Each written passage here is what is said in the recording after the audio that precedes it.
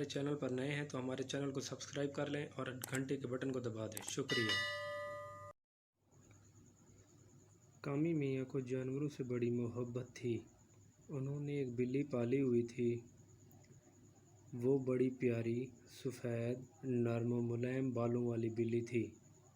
کامی میاں ہر وقت اپنی بلی کے لاڈ اٹھاتے رہتے۔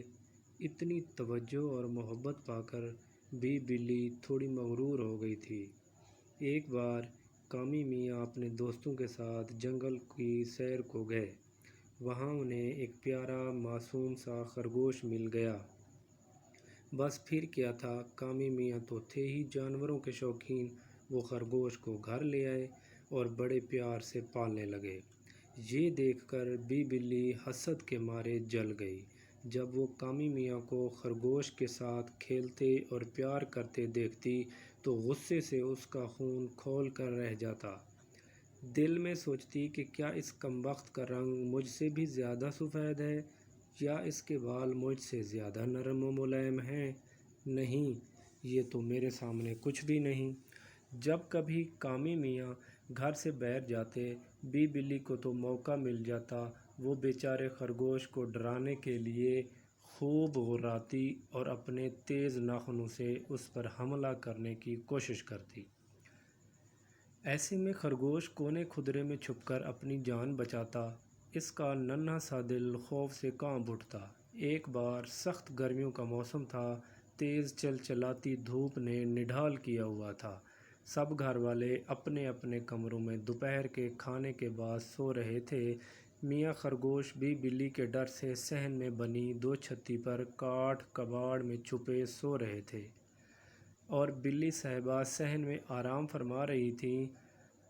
ہر طرف ہو کا عالم تھا۔ اچانک گلی میں کھلنے والا صحن کا دروازہ زوردار آواز کے ساتھ کھلا اور ایک موٹا تازہ سیاہ رنگ کا کتا اپنی سرخ زبان لٹکائے گرمی سے ہانپتا ہوا اندر گھس آیا۔ بھی بلی ہڑبڑا کر اٹھی اور کتے کو دیکھتے ہی اس کی روح فنا ہو گئی۔ کتے کی نظر جب بلی پر پڑی تو وہ بلی کی جانب بڑھا۔ بلی نے ڈر کے مارے ہلکی سی آواز نکالی۔ دو چھتی پر سوئے ہوئے خرگوش کی آنکھ کھل گئی۔ وہ نیچے جھانکا اور سارا ماجرا دیکھ کر اس کا ننھا سا دل حلق میں آ گیا۔ کتا غراتا ہوا بلی کی جانب بڑھا۔ یہ منظر دیکھ کر خرگوش کے دل میں خیال آیا کہ چلو اچھا ہے، آج بلی بیگم کو مزہ آ جائے گا۔ کتنی جلتی تھی مجھ سے، ہر وقت میرے سکون کی دشمن بنی رہتی تھی۔ آج اسے پتہ چل جائے گا۔ مگر اچانک اس کی نیک فطرت نے اس کے دل کو سمجھایا کہ چلو جیسی بھی ہے میری ساتھی ہے، مجھے اس کی مدد کرنی چاہیے۔ یہ سوچ کر خرگوش نے آس پاس نظر دوڑائی تو اسے آٹے کا خالی کنستر نظر آیا۔ خرگوش میاں نے پورا زور لگا کر کنستر کو دھکیلا اور دو چھتی سے نیچے پھینک دیا۔ کنستر دھڑام دھڑام کی زوردار آواز کے ساتھ سیدھے کتے پر آ گرا۔ کتا اس اچانک مصیبت سے ایسا بدحواس ہوا کہ بوکھلا کر بھاگ کھڑا ہوا۔ تب بلی کی نگاہ اوپر دو چھتی پر بیٹھے خرگوش پر پڑی تو اس پر گھڑوں پانی پڑ گیا۔ خرگوش کے ساتھ اسے اپنا برا سلوک کا شدت سے احساس ہوا اور اس نے خرگوش سے معافی مانگ لی۔ اس کے بعد دونوں میں بڑی پکی دوستی ہو گئی۔